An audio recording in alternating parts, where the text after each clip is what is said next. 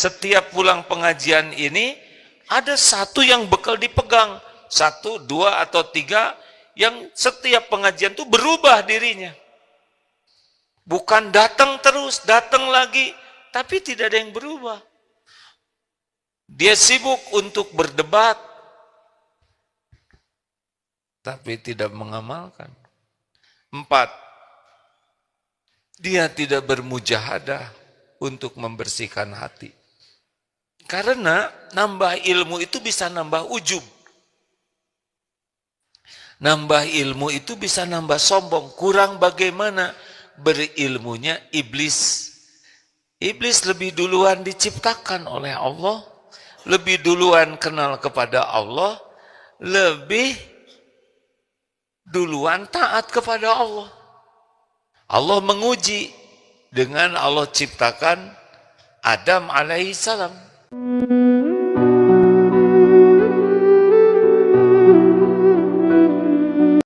Bismillahirrahmanirrahim. Assalamualaikum warahmatullahi wabarakatuh. Alhamdulillahirabbil alamin. Alladzi khalaqal mauta wal hayata liyabluwakum ayyukum ahsanu amala wa huwal azizul ghafur. Allahumma shalli ala sayyidina Muhammad wa ala alihi wa ashabihi ajma'in. Ya Allah, berkahi majelis ini. Catatkan kami semua menjadi hamba-hamba yang yakin padamu. Allahumma inna nas'aluka imanan kamilan wa yaqinan sadiqan wa qalban khashi'an wa lisanan dzakiran wa amalan mutaqabbalan. Taqabbal minna ya arhamar rahimin innaka antas samiul alim. Amin ya rabbal alamin. Hadirin, sukses itu masuk surga. Tidak ada artinya di dunia dia anggap sukses kalau jadi ahli neraka. Di surga nikmat terbesar adalah berjumpa dengan Allah Subhanahu wa taala. Berjumpa dengan Allah Subhanahu wa taala ternyata bukan hanya mengandalkan amal. A'udzu billahi minasyaitonir rajim. Yauma la yanfa'u malu wala banun illa man atallaha biqalbin salim. Ingat hari tiada manfaat harta dan anak-anakmu kecuali illa man atallaha, yang berjumpa dengan Allah biqalbin salim, dengan hati yang selamat, hati yang bersih. Jadi perjumpaan dengan Allah itu milik orang yang memiliki qalbun salim. Kalau begini jadi lebih sederhana goal hidup kita. Sukses itu surga, nikmat terbesar di surga adalah berjumpa dengan Allah. Yang berjumpa dengan Allah adalah yang qalbun salim, yang hatinya bersih, bersih dari kemusyrikan, bersih dari kemunafikan, bersih dari ujub, bersih dari takabur, bersih dari dengki, bersih dari penyakit hati apapun.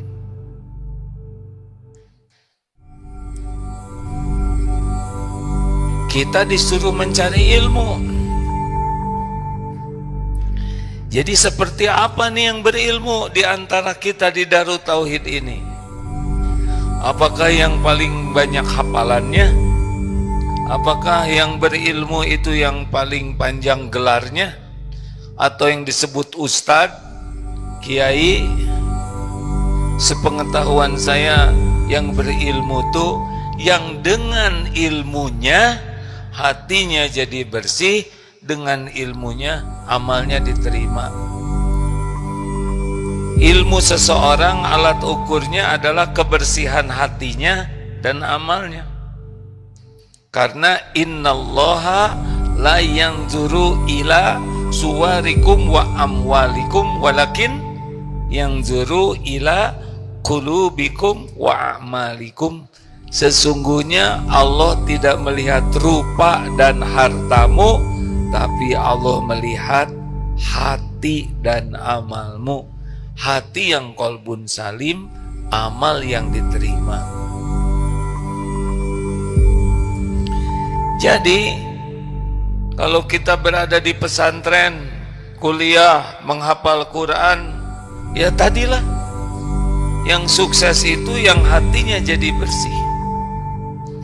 Pertanyaan, kenapa banyak yang belajar agama tapi kelakuannya tidak sebanding dengan ilmunya?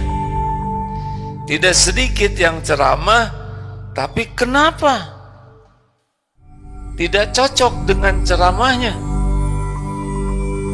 Satu, penyebab orang kehilangan keberkahan ilmu yang pertama adalah salah niat. Wa huwa alimum bidati sudur, dan Allah mengetahui apa yang ada di dalam dada ini. Walaqad khalaqnal insana wa na'lamu ma tuwaswisu bihi nafsu. Allah mengetahui apa yang dibisikkan di hati. Jadi kalau datang ke pengajian seperti ini, ikut kuliah, menghafal Quran, pergi ke luar negeri, belajar di Al-Azhar, di Medina, di Mekah, di Sudan, di Maroko, atau dimanapun, tapi niatnya tidak ikhlas mencari keridhaan Allah, itu seperti tidak ada cahaya. Dia sampai tapi tidak dapat cahaya ilmu, karena cahaya ilmu hanya diberikan oleh Allah bagi orang yang inna sholati wa nusuki wa mahyaya wa mamati lillahi rabbil alamin. Termasuk di Darut Tauhid ini, orang yang paling ikhlas walaupun ilmunya sedikit, paling penuh cahaya pertolongan Allah. Walaupun gelarnya panjang, kuliah ke sana sini, menghafal, tapi kalau niatnya hanya cari penilaian makhluk, ingin dianggap pintar, ingin bisa berdebat, ingin dianggap bergelarnya lulusan agama dalam dan luar negeri, ingin penghasilan, ingin diakui, selesai itu ilmu. Allah tahu setiap hati. Yang menentukan bisa jadi amal itu adalah Allah. Dan Allah tahu niat setiap orang. Allah tahu ini belajar bukan nyari ridho Allah. Selesai.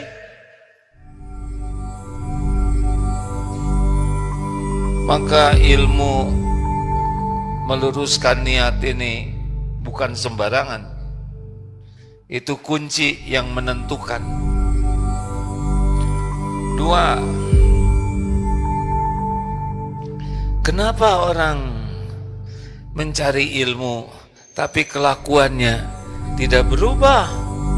Padahal dia di masjid, padahal dia bagian Baitul Quran, padahal dia di lembaga amil, di las atau di lasna syariah. Kenapa?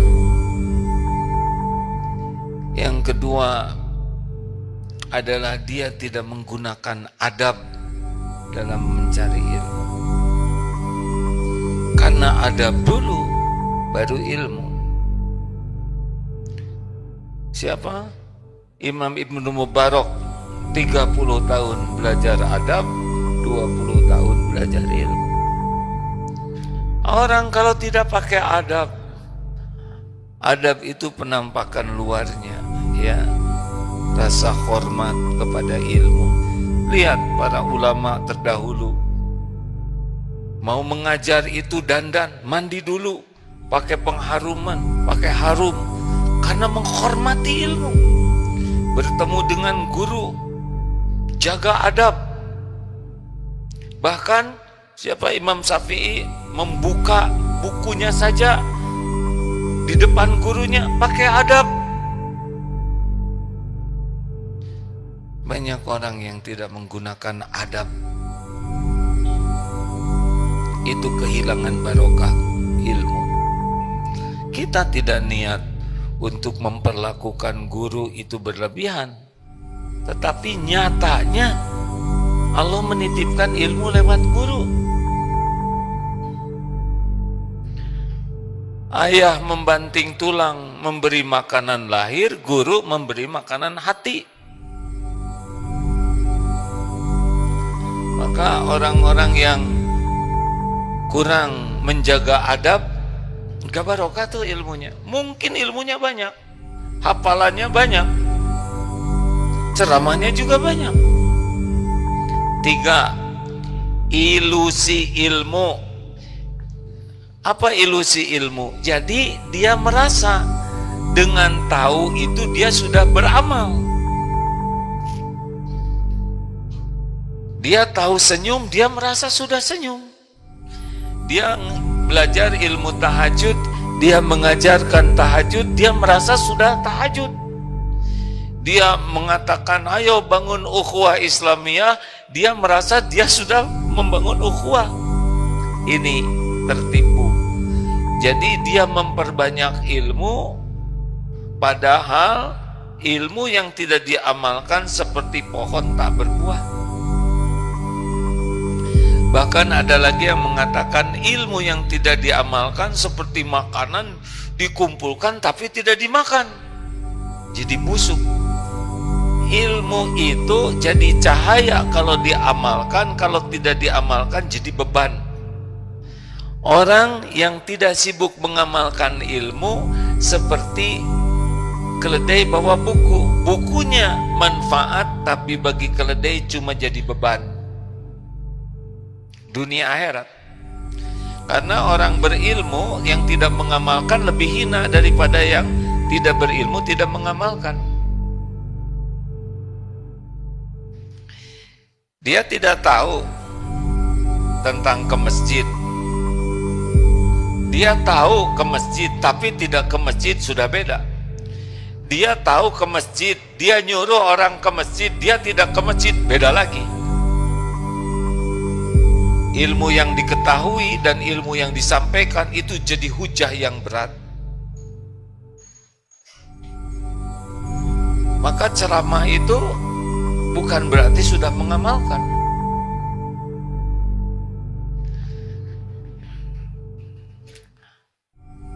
Satu, salah niat.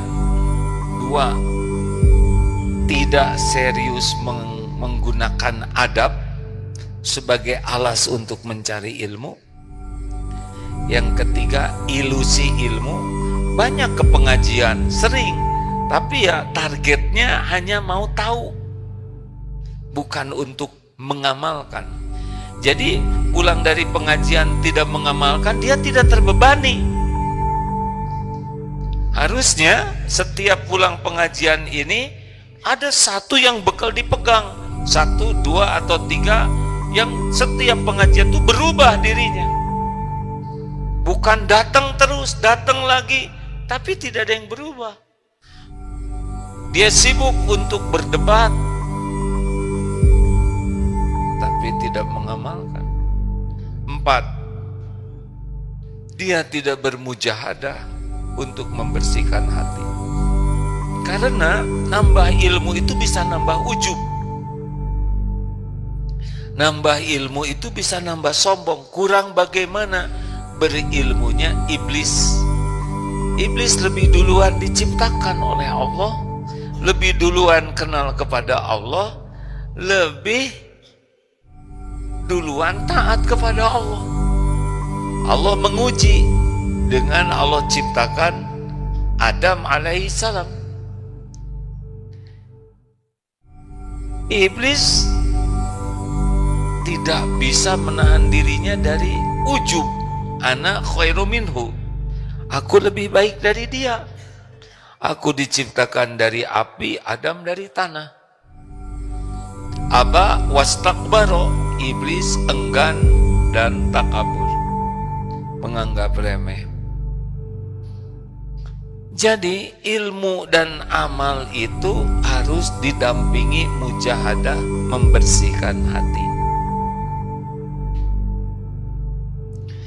Kalau tidak punya program bermujahadah, membersihkan hati, itu ilmu dan amal jadi penyakit. Ujian ilmu itu, amal juga ujian. Baru lulus kalau ilmu dan amal hatinya jadi bersih. Maka hati-hati hadirin, wisuda itu bisa babak baru ujub, babak baru takabur. Wisuda para penghafal Quran itu berat sekali itu. Karena menghafal Quran belum tentu mungkin. Menghafal Quran, hafal 30 juz itu baik, tapi belum tentu paham. Menghafal Quran, paham, belum tentu mengamalkan. Menghafal Quran, paham, mungkin mengamalkan, belum tentu ikhlas. Jadi masih panjang ceritanya. Sudah diwisuda, maka tolong nanti wisuda Baitul Quran lebih hati-hati. Jangan sampai wisuda itu malah nambah penyakit hati. Rasa syukur bagus, tapi jangan sampai wisuda itu malah jadi ujub, merasa diri beda dari yang lain. Jadi sombong, menganggap lain lebih rendah. Bahkan imam di masjidnya juga jadi lebih hina gara-gara ada beberapa ayat yang salah, padahal tidak salah, hanya ilmunya belum sampai. Hati-hati. Lebih repot lagi, anak yang diwisuda, ibunya yang sombong. Nah, ini lebih kacau. Lebih parah lagi, bapaknya ikut sombong, padahal Iqra juga baru jilid 1. Jadi wisuda itu harus dikemas dengan sangat hati-hati, sehingga niat bersyukurnya benar-benar syukuran. Jangan sampai wisuda itu jadi takaburan atau ujuban.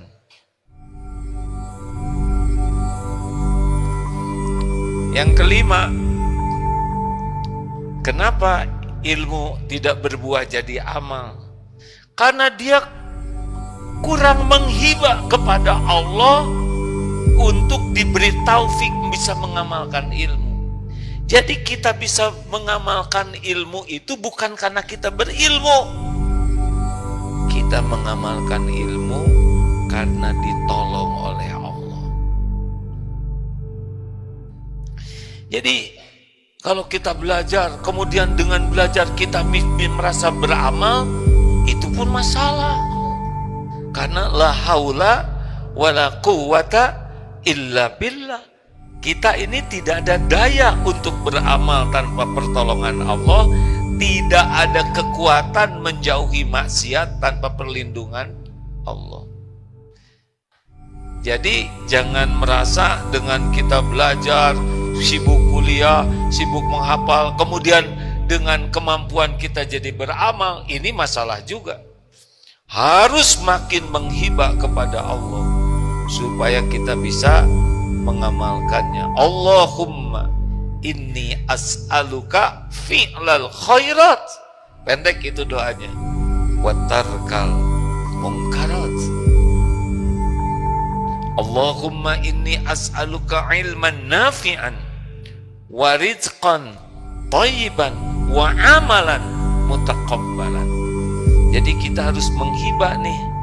Selain meminta ilmu, minta bisa mengamalkan ilmu dan diterima oleh Allah. Jadi tidak selesai hanya dengan rajin belajar.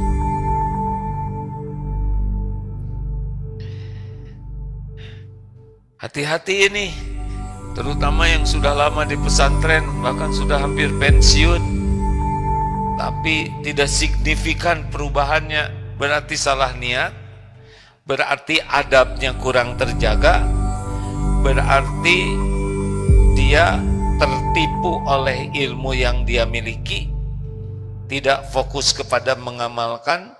Yang keempat, dia tidak bermujahadah membersihkan hati, Dan yang kelima, dia tidak bersungguh-sungguh memohon pertolongan Allah agar bisa mengamalkan ilmu dan diterima oleh Allah Subhanahu wa taala.